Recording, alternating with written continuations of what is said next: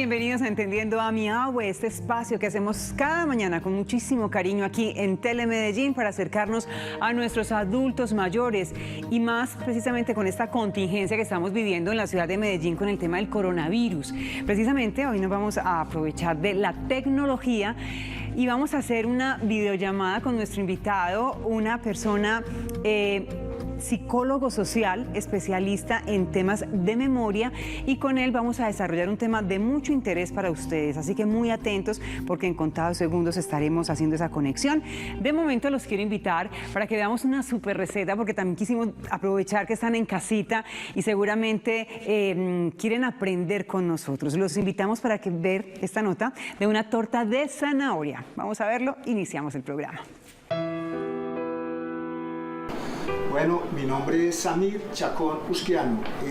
Hoy les voy a mostrar cómo se hace una torta de zanahoria en el fogón común y corriente, que lleva 250 gramos o media libra de zanahoria, lleva 100 gramos de polvo de bizcocho o calado rallado o pan tostado, lleva 200 gramos de azúcar morena, 200 gramos de nueces que después se van a triturar, lleva media copita de ron y 5 huevos separadas claras de yemas.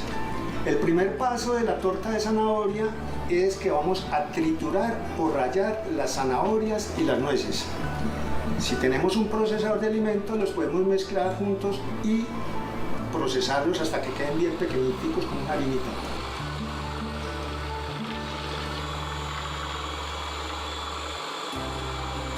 Esta mezcla la mezclamos también, le juntamos lo que es el polvo de bizcocho. Por aparte vamos a cremar. Podemos cremar con tenedor, con batidor de globo o con una batidora manual las 5 yemas con azúcar. Cuando tengamos el doble de esa medida, o sea, cuando las yemas crezcan lo suficiente y el azúcar se haya diluido, entonces procedemos a juntarla con la otra mezcla que ya tenemos anticipada, que es la zanahoria, el polvo de bizcocho y las nueces trituradas.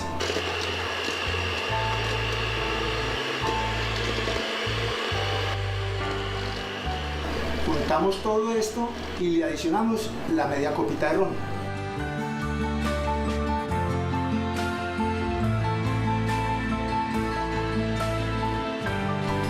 Aparte, en otro bol o una coca que esté muy limpia, las claras, les ponemos una pizquita de sal para que nos suban más rápido.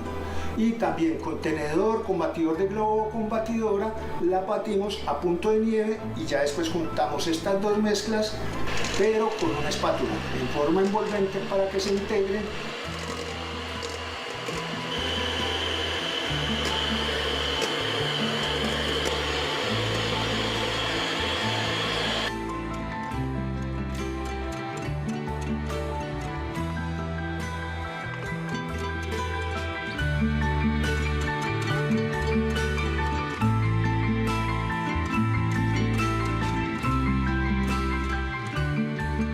Y ya tenemos previamente un molde engrasado y enharinado. Cuando el molde esté engrasado, vaciamos o vertemos la mezcla, toda la mezcla, sacamos el aire, que quiere decir que golpeamos un poquito para que no nos queden bombas dentro de la torta.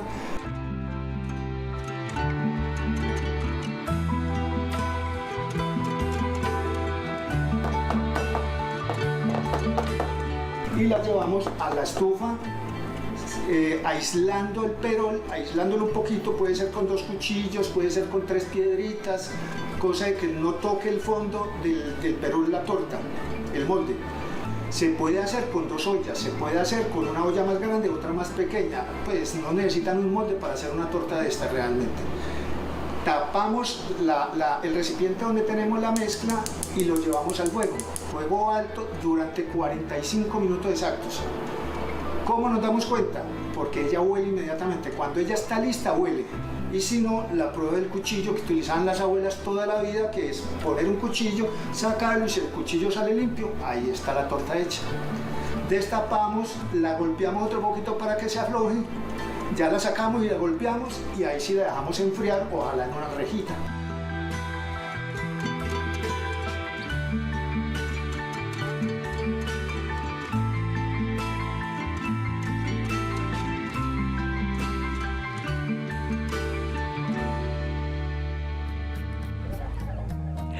Qué rica esa receta que nos traía Samir, mil gracias, de verdad aprendimos hoy a hacer torta de zanahoria, muchísimas gracias.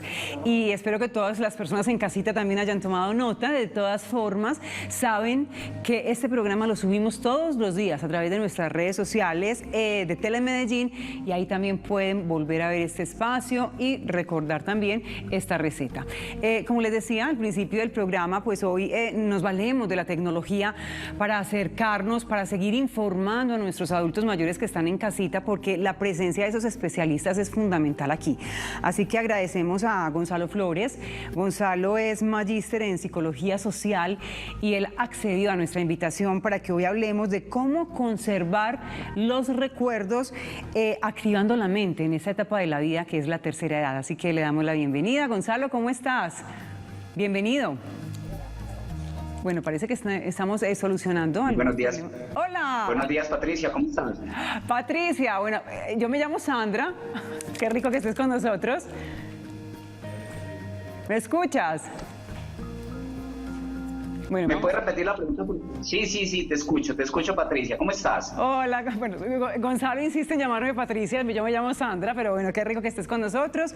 Bienvenido a Entendiendo a Miahue, un espacio en el que estamos acercándonos a las personas, a los adultos mayores, y hoy precisamente con el tema que planteamos de cómo conservar los recuerdos activando la mente. Bienvenido, ¿cómo estás, Gonzalo? Muy bien, muchas gracias. Aquí pasando toda esta situación que nos está a todos sobrecogiendo de forma personal, de forma comunitaria. Bueno, vamos a hablar un poquito hoy acerca de cómo conservar esos recuerdos en la tercera edad. Y se me ocurre que empecemos entonces diciendo un poquito si existe como un vínculo entre lo que es la emoción y el recuerdo. ¿Puede ser que asociamos a los recuerdos esas emociones que tenemos en la vida? Precisamente cuando hablamos del recuerdo, estamos hablando de una condición humana en la que todos nosotros necesitamos volver sobre nuestras historias. ¿Qué hacer para volver sobre nuestras historias? Para volver sobre nuestras historias tenemos que vivir constantemente en actividad del cerebro. Activar el cerebro significa que todo el potencial que está allí no podemos olvidarlo, no podemos permitir que se nos borren los recuerdos, de manera que cada acción que estemos haciendo, cada paso que estemos dando en nuestra vida es importante para poder dinamizar nuestra existencia. Y precisamente cuando inicié con un programa, del cual soy fundador, que se llama Estimulación Integral, y en el que busca ralentizar los procesos de deterioro cognitivo en pacientes con Alzheimer, pues lo que se busca sobre todo es hacer lo posible que estos pacientes no tengan un proceso de deterioro constante, un proceso de deterioro tan fuerte, a través de 3 soluciones prácticas. ¿Qué serían? Primero, todo un entrenamiento, todo un proceso de entrenamiento cerebral. Sí. Segundo, todo un proceso de entrenamiento físico. Y tercero, todo un proceso de entrenamiento sensorial. Precisamente en esta época donde hemos visto que los adultos mayores que necesitan más actividad en el orden de lo mental, en el orden de lo cognitivo, en el orden de lo físico, en el orden de lo sensorial, han sido reducidos por el cuidado que requieren a sus casas. Y ahí nos podemos preguntar entonces qué hacer con ellos para que vivan activamente todos sus procesos de recuerdo, sus procesos de memoria. ¿Cómo hacer para que esta contingencia, esta emergencia de salud que estamos atravesando no se convierta para ellos en un impedimento, para que desde su propio hogar continúen activando sus procesos cognitivos, sus procesos físicos y sus procesos sensoriales? Bueno, precisamente, Gonzalo, perdona que te interrumpa, podemos hablar un poquito entonces ahí, porque claro, desde las indicaciones que nos están dando del gobierno, se está invitando a esos adultos mayores a que estén en casa, a que permanezcan allí hasta el 30 de mayo, y de pronto, listo, hay una cantidad de actividades que se pueden hacer llevando a las personas mayores a estos centros, pero como en la casa, desde la familia, esos hijos que acompañan a esos adultos mayores, les pueden dar pautas para que haya ese desarrollo cerebral, físico y sensorial del que estás hablando. Muy interesante tu pregunta, porque de hecho yo hoy me sentaba a reflexionar, porque no podemos dejar de pensar en ellos, y no solamente ese cuidado que requieren al evitar exponerse al riesgo o a los factores de riesgo que pueda tener la enfermedad, sino cómo hacen para activar la mente.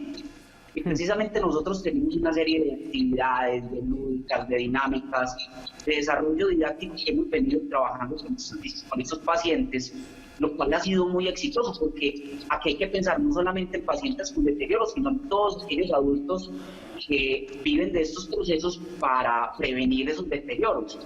Entonces, tenemos la posibilidad de jugar con ellos, la posibilidad de hacer distintas actividades, la posibilidad de hacer distintos ejercicios físicos que le favorecerían supremamente a los adultos mayores durante este periodo para que no se conviertan en seres completamente inútiles, porque acuérdate que hemos empezado a perder ciertas cosas en las que ellos vivían activamente. Entonces, las actividades al aire libre, el solo hecho de desplazarse hasta la iglesia, para ellos era significativo, y eso se ha perdido en este momento. Entonces, los hijos o las personas que están en contacto con los adultos deben de empoderarse, porque esas actividades sean constantes. Entonces, juegos tan sencillos como juegos de adivinanza, que lo hicimos hace poco con uno de los pacientes en torno a la familia, y empezamos a decir, bueno, vamos a jugar con los nombres, vamos a decir nombres masculinos que empiecen por la A, por la B, por la C, y así sucesivamente.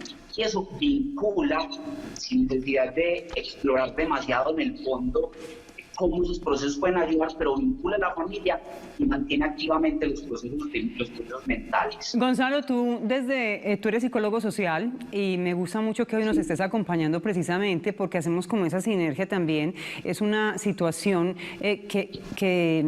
o sea, tiene que ver con la sociedad. Estamos viviendo una situación global.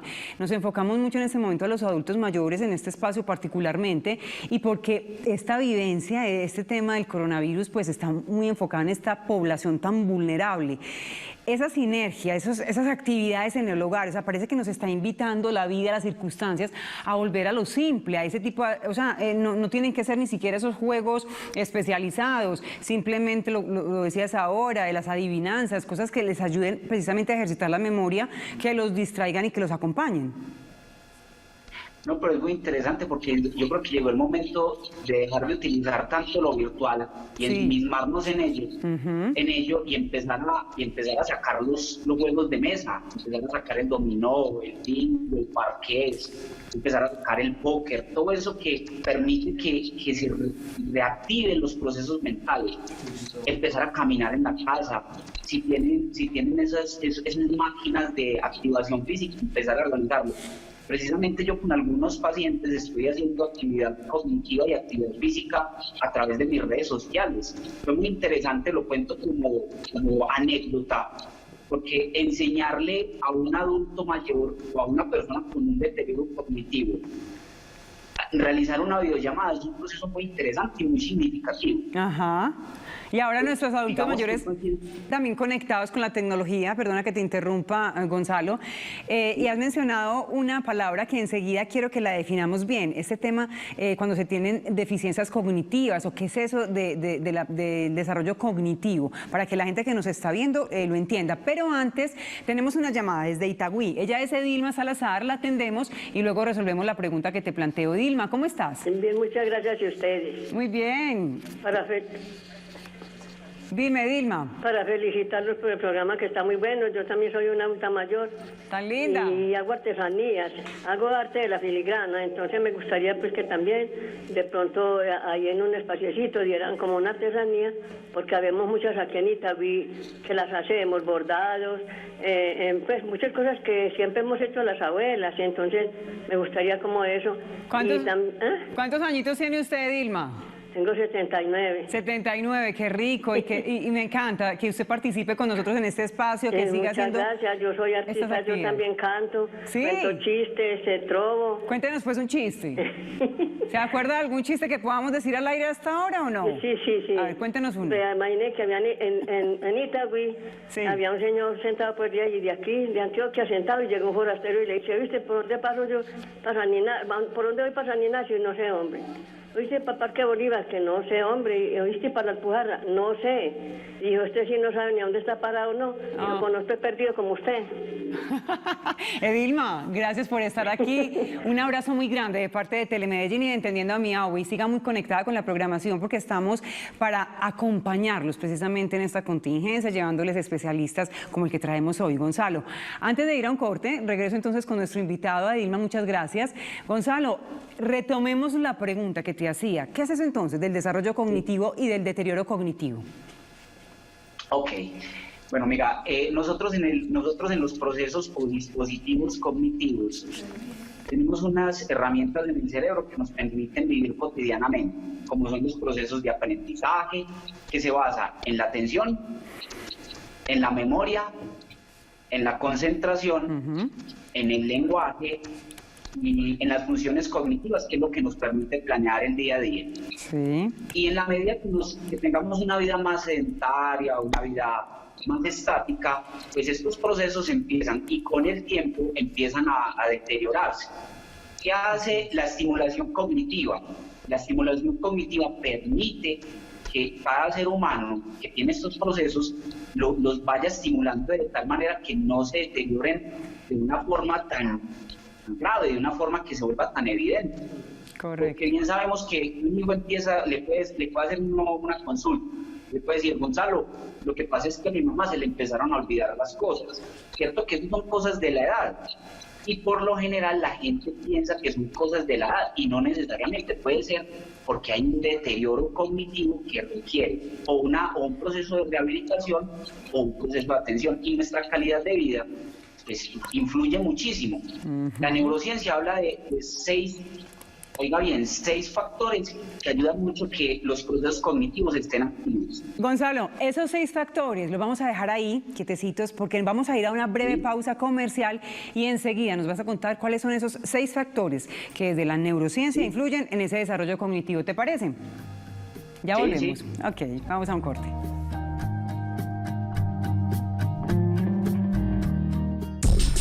Estás viendo Entendiendo a Miahui.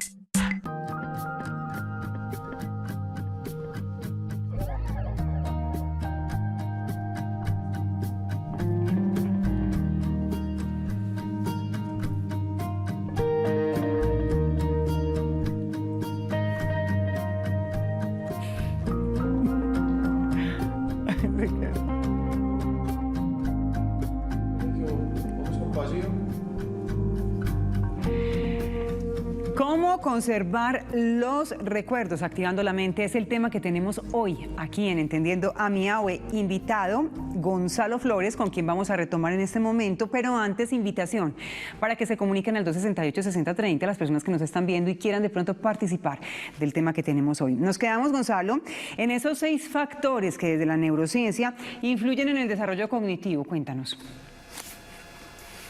Bueno, cuando la neurociencia empieza a descubrir que el cerebro necesita protegerse como órgano principal y motor de la vida del ser humano, empieza a decir que uno de los principales factores, el primero es las relaciones sociales.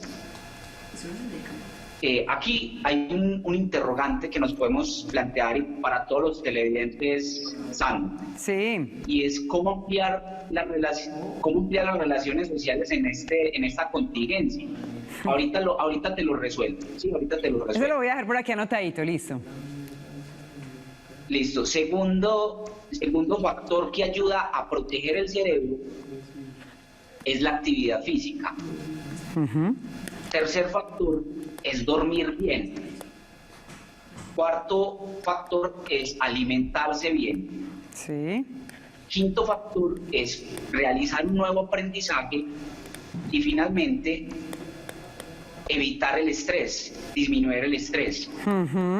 Interesante eso de evitar el estrés, sobre todo en esta época con tanta historia, tanta alarma. Parece que estamos muy contagiados. Es verdad que tenemos que tomar conciencia de una situación que se está viviendo a nivel mundial, pero ha generado y ha disparado los niveles de estrés. Me quedo un poquito ahí. Quiero, Gonzalo, que tú nos ayudes para contarle a esas personas que están en casa, que están alarmadas, que de pronto dicen, pero entonces esto ¿hasta cuándo va a ser? ¿Cuándo va a parar? ¿O cómo manejar esas situaciones de estrés?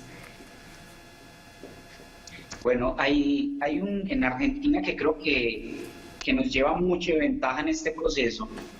Hay un experto, un médico, cardiólogo, que tiene un centro de meditación para reducir el estrés. Sí. La meditación no es un ejercicio religioso, es un ejercicio biológico, es un proceso biológico consciente, en el cual iniciamos con un proceso de respiración. En efecto, cuando hemos hecho este proceso con el acompañamiento con los pacientes, mi programa es un programa de estimulación directamente en la casa del paciente. Entonces, cuando hacemos este proceso, pues hacemos un proceso de meditación que inicia con la respiración, inicia con algo que la psicología llama una fantasía guiada, a través de un proceso neurolingüístico en el cual la persona empieza a relajarse un poco de todos los factores que le van causando inflamación en el cerebro, que le van causando preocupación, que le van causando angustia, que le van causando temor. Para eso sirve la meditación, para Perfecto. eso sirve aprender a respirar. Y yo quiero, Gonzalo, que de pronto, perdona, ¿Sí? Yo creo que aquí podríamos hacer entonces un hincapié, ya que estamos en casa. Ahora hablábamos de los juegos de mesa, pero de pronto nos podemos valer de la tecnología y poner incluso esas meditaciones guiadas que se encuentran por internet. Los hijos les pueden ayudar a sus padres y de esa manera regular un poquito el tema del estrés. Dame un segundito que vamos a atender desde Itagüí a Clemencia Hernández, que se comunica con nosotros. Clemencia, ¿cómo estás? Sí, buenos días, es un placer para mí saludarlos. Bienvenida, ¿cómo quieres participar con nosotros? Mi pregunta es con respecto a lo de la meditación, sobre todo para adultos mayores. ¿Se puede aplicar algún método, como por ejemplo una actividad artística, sea dibujar, sea pintar, tejer, bordar? ¿Eso se puede aplicar como meditación? Ya mismo le preguntamos a Gonzalo, quédate muy atenta porque precisamente él va a ser quien nos responda a esta inquietud, ¿de acuerdo? Gonzalo, vamos a responderle a Clemencia entonces. Actividades como pintar, que de hecho pintar mandalas lo recomiendan mucho para activar el cerebro en la tercera edad y a cualquier edad. El tema de tejer, estas cosas también están asociadas y preguntan a nuestra televidente si que tienen que ver con la meditación, si se pueden como hacer una sinergia entre esas actividades y la meditación. ¿Qué le podemos decir? Sí, claro, precisamente recuerda que en muchos espacios de las iglesias se utiliza lo que son las mujeres que tejen, o las señoras que están tejiendo a través de un proceso de oración. Eso es meditar, eso es hacer desde el arte, que es una terapia. Para todos nosotros el arte siempre va a ser una terapia, enfóquese donde se enfoque, va a ser un proceso de relajación también y meditación. Por eso uno dice, bueno, ¿y qué hago yo ahora que estoy encerrado? Pues retome todas esas costumbres o todos esos hábitos que ha dejado perder en el tiempo, como pintar, dibujar, escribir, tejer, o si no lo sabe, apréndalo, porque puede vincular ese proceso de aprendizaje que le ayuda a tener activos los procesos cognitivos o los procesos cerebrales. Claro, lo decíamos ahora, es aprovechar como reinventarnos desde la situación que la vida nos está planteando.